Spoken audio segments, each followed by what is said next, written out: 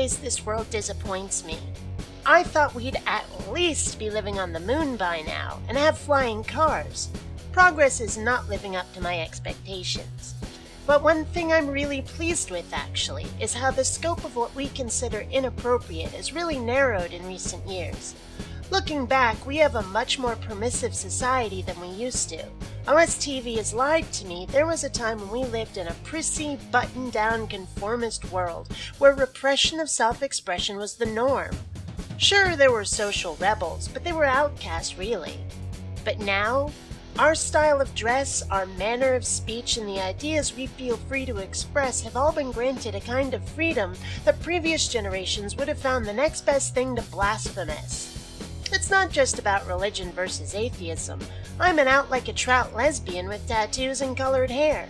Nobody bats an eye. People walk around dressed in ways I can't in good conscience call formal or casual. They're very nearly costumes, some of them, and nobody really seems to care. You should see the way my goth friends dress, and the piercings they've got. And you know what? I think that's great. I think that's awesome. Freedom of expression. The freedom to be who you truly are and not have to hide in order to make everyone around you more comfortable. I think that's truly a triumph of progress for this world. Now, I don't know. Maybe it's just where I live here in Seattle. Maybe there are other parts of the country or the world where people still get uptight about your appearance and your ideas. But the genie is out of the bottle and there's no putting it back in. Once people have a taste of freedom, you can't get them to accept repression again. Not unless they're masochists or unless they've convinced themselves they'll lose something important by their behavior.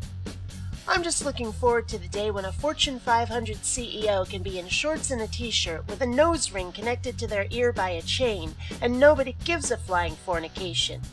Or when we're all wearing unisex skin-tight jumpsuits with stylized pictures of Saturn on them.